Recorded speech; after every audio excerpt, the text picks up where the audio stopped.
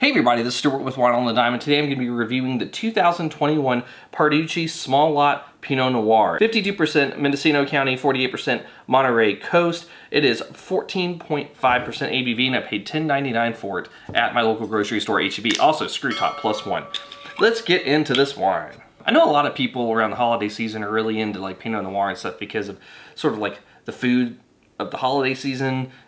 That kind of stuff, for some reason, traditionally pairs pretty well with Pinot Noir. But I just saw it was $10.99 and got excited. That's my story. Anyway, from a color standpoint, I'm going to give you a medium ruby, no artifacts, no cloudiness. All right, at some point I got to figure out how to get those overhead lights out of the glass shot. Anyway, on the nose, medium on the nose in terms of intensity, getting some cranberry, getting a little bit of raspberry, just a little bit of cinnamon, a little bit of clove. There's also a little bit of like a lightly toasted almond, a little bit of vanilla. The alcohol is bordering between medium and high. Like there are times where it smells medium and then it kind of like I get an uplift of alcohol coming out. And it kind of zings me a little bit harder. And there's a little bit of a black cherry note as well. Anyway, how does it taste? It's dry, medium body, medium to medium plus acid. Gonna lean towards the medium acid. Tannins are low, palate intensity is medium. Those red elements are there in terms of the primary note.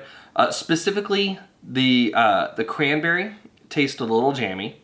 The raspberry tastes a little candied, like just a little bit, and then the black cherry tastes tart, like a tart black cherry juice. Yeah, and those secondary characteristics are just doing really strong supporting actor work, not really interfering too much with the primary, but still noticeable. And the finish is medium.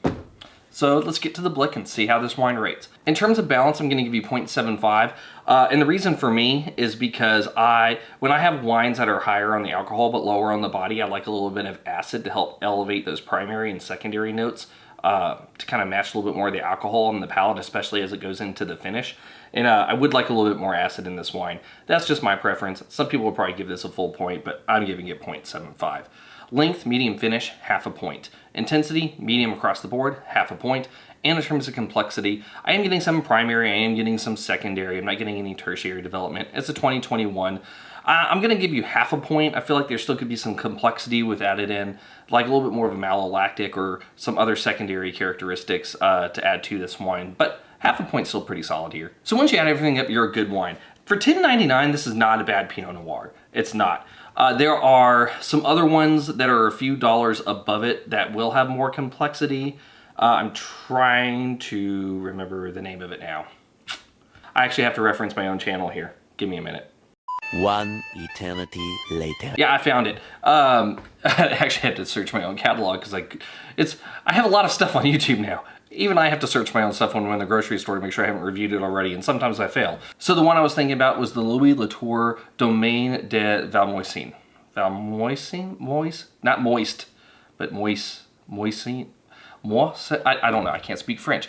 I'll put a link to the video in the description below. But that was a very Burgundian style with secondary characteristics. There's a little bit of a cheesiness to it as well as the secondary that you get from the barrel and the primary fruit notes. There's some other ones out there too for around $15. One of my personal favorites is the Castle Rock, mostly in the Willamette Valley one.